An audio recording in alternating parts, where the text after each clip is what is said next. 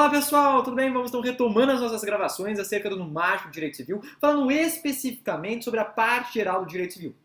Lembrando-se sempre que essa parte geral do direito civil deve ser observada em 3 tomos, em 3 partes. Porque 3 é mágico, porque 3 é holístico, porque 3 é Pai, Filho e Espírito Santo. Então, em outras palavras, falamos das pessoas, falamos dos objetos e do vínculo.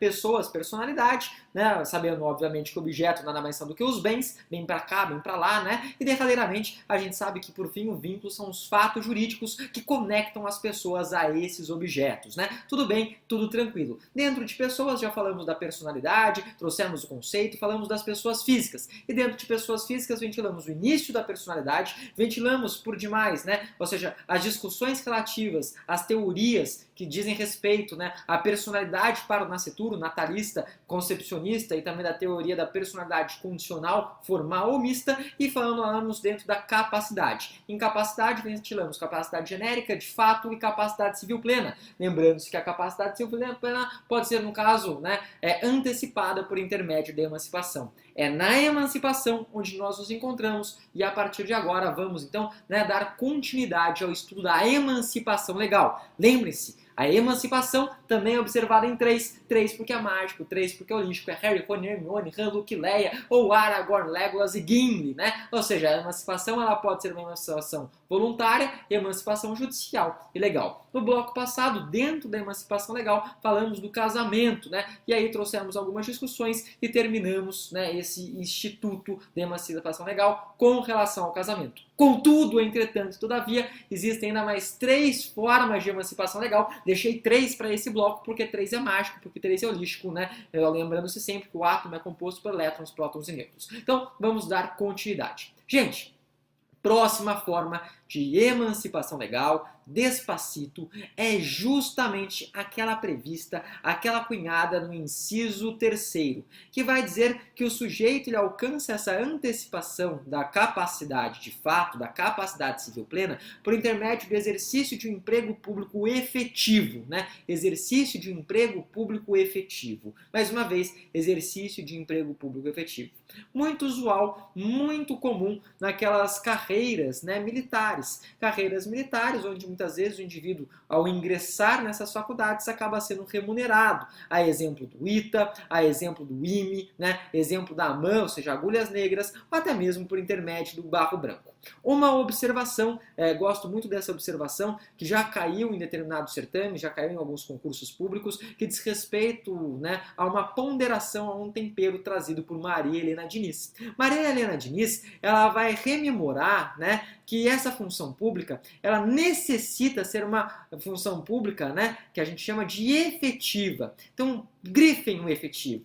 Por quê? Porque alguns cargos podem ser cargos de natureza comissionada. Cargos dados, na verdade, a título de confiança, que a gente sabe que no direito administrativo são cargos de livre nomeação, livre exoneração, São aqueles chamados de ad nutum. Esses cargos comissionados, eles não servem, não dão lastro para eventual emancipação. Para que a emancipação ocorra, para que a emancipação se perfaça, tem que ser emprego público efetivo. Então, grifem o efetivo, E tomem cuidado com essa pegadinha que diz respeito aos chamados cargos comissionados ou cargos de confiança, que já surgiram, sendo algumas perquisições nesse sentido em alguns certames. Bom, dito isso, vamos para a segunda situação, de emancipação, que seria aquela emancipação legal, trazida, cunhada no inciso 4º. Essa emancipação legal, trazida no inciso 4º, em verdade, ela está praticamente em desuso, Seria a colação de grau no ensino superior antes dos 18 anos. Prof, isso é possível? É possível, mas praticamente nós não observamos, Praticamente é igual a data do folclore, 22 de agosto, mula sem cabeça, saci pererê, Ou seja, praticamente, como diria Padre Quevedo, não existe. Mas eu vou trazer um exemplo para vocês que se perfez, se concretizou recentemente. Há pelo menos uns 2 anos, tivemos um estudante aí de Brasília que se formou, ou seja, fez faculdade de Direito, se formou com 18 anos. Depois de 6 meses de formado, fez a primeira sustentação oral no STF, se tornando não só um dos mais novos formados, mais novos ingressos na OAB com 18 anos e já fazendo sustentação oral no STF, né, ou seja, com 6 meses de formado, 18 anos e 6 meses. E que recentemente, inclusive, teve o seu ingresso aí no LLM, né, que eles chamam, ou seja, um mestrado em Harvard, né, ou seja, uma pessoa fora da curva, uma pessoa, né, totalmente aí fora dos padrões. Ou seja, né, a gente não precisa nem falar que tem um grau de intelecção extremamente fora da caixinha, né? De qualquer maneira, seria uma hipótese de emancipação com conclusão de curso de ensino superior antes dos 18 anos.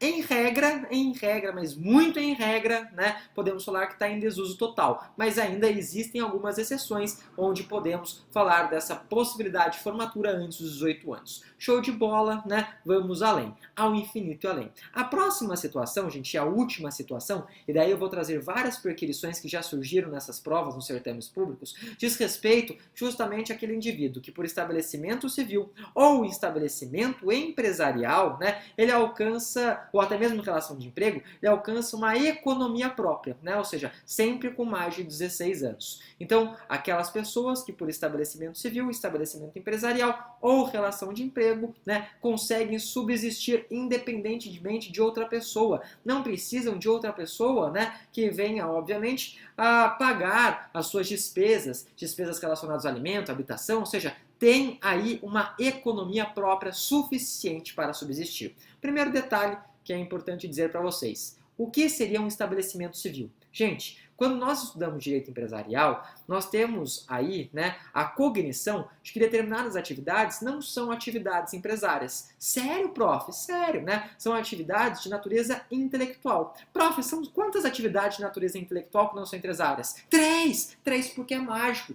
3 porque é holístico, né? São aquelas atividades que a gente vai falar de natureza intelectual, exemplo, artística, literária e científica. Artística, literária e científica, né? Essas atividades, elas não são, em sua essência, empresárias.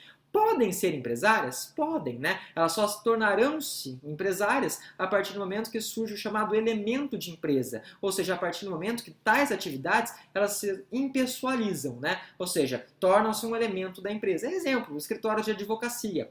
Escritório de advocacia, quando ofertada determinada atividade por determinado sujeito, determinado advogado, a gente sabe, olha, a atuação é pessoal. Eu vou no escritório do fulano de tal, porque, poxa, é o fulano de tal. Mas esse fulano, ele cresceu tanto, né? Ele cresceu tanto, mas tanto, que a sua, né, seu escritório de advocacia, hoje ele nem fica mais lá, ele tem um corpo de advogados que trabalha para ele. Poxa, então agora, né, muito dificilmente você encontrará ele lá. Ele se tornou impessoal, ou seja, ele é um elemento de empresa. Daí sim, excepcionalmente, a gente pode falar que essas atividades intelectuais, né, de natureza literária, artística e científica, se tornam atividades empresárias. De qualquer maneira, enquanto não for empresária, a gente fala de estabelecimento civil.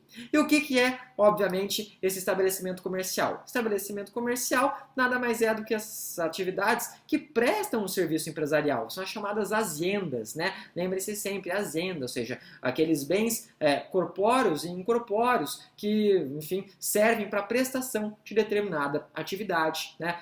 Sempre voltado nos moldes do artigo 966 do Código Civil, que traduz, na verdade, né, quem é empresário, ou seja, aquele que habitualmente, né, ou seja, de forma reiterada, presta atividade econômica, né, busca dinheiro, money, o que é good, mas não have, né, organizada, fatores reais de produção, né, tecnologia, capital, mão de obra, né, e tudo mais para a produção e circulação de bens ou serviços. Isso se encontra conceituado, trazido no artigo 966 do Código Civil, né? Essas atividades, sim, elas compõem aí atividades empresariais, então, obviamente, onde se oferta essa atividade, a azenda é um estabelecimento empresarial. Show de bola, sem grandes dificuldades, sem grandes entraves, né? Só quero trazer aqui com vocês algumas perguntas que já surgiram com relação pelo menos a gente sabe, com relação, né, a essas, enfim, emancipações legais e que muitas vezes podem ser repisadas, podem ser, na verdade,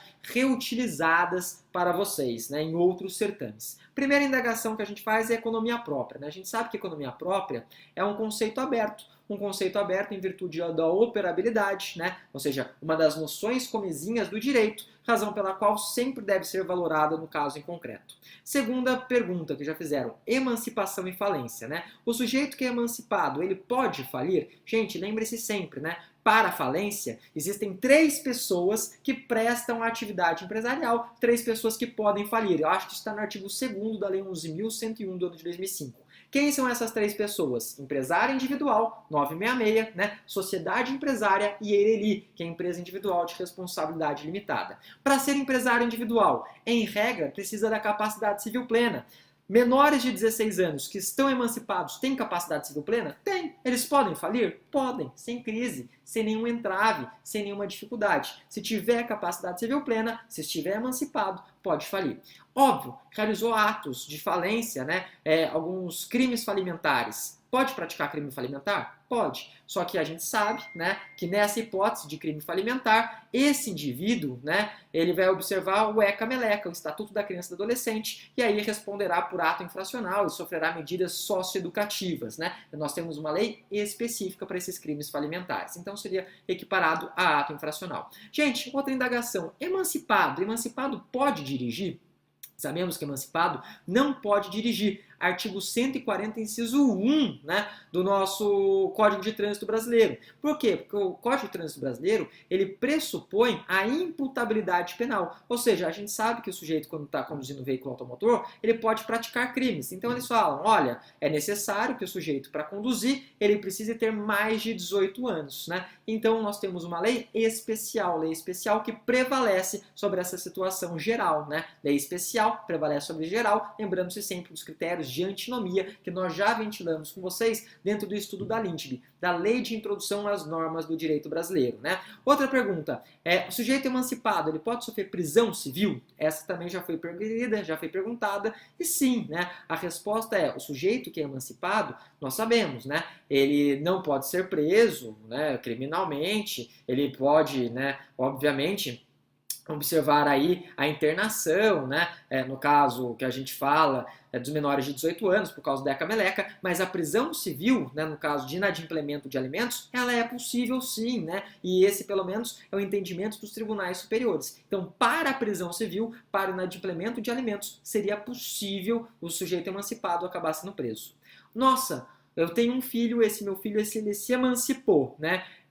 Eu vou deixar de pagar alimentos para ele? Gente, a emancipação ela não finda automaticamente, né, a prestação alimentícia. E isso, quando a gente for estudar o direito, né, dos familiares e tudo mais, veremos que é um entendimento dos tribunais superiores, né? O STJ já trouxe uma decisão falando que os alimentos eles findam, né, mais ou menos com o término de uma graduação em ensino superior, e isso seria mais ou menos com 24 anos de idade. Ele coloca 2 critérios, né? Lembrando-se sempre, então, que aos 18 anos, enfim, a capacidade civil plena não termina a necessidade da prestação alimentícia. Por quê? Porque muitas vezes o sujeito, quando faz 18 anos, ele continua dependente dos pais. E isso é bastante importante de ser trazido, né? E para terminar, uma última pergunta que foi pontuada, que já foi trazida, uma prova, né, do Ministério Público, diz respeito, óbvio, né, a questão da menoridade, dos 18 aos 21 anos de idade. E fala assim, olha, se o sujeito ele é emancipado, né,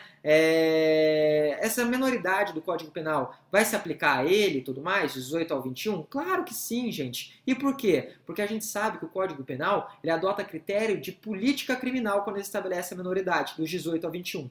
Tanto que o Código Penal continua trabalhando dentro do sistema de dosimetria da pena, sistema trifásico de dosimetria da pena, artigo 68 do Código Penal, que fala circunstâncias judiciais, artigo 59, né, agravantes e atenuantes, segunda fase, e aumento e diminuição.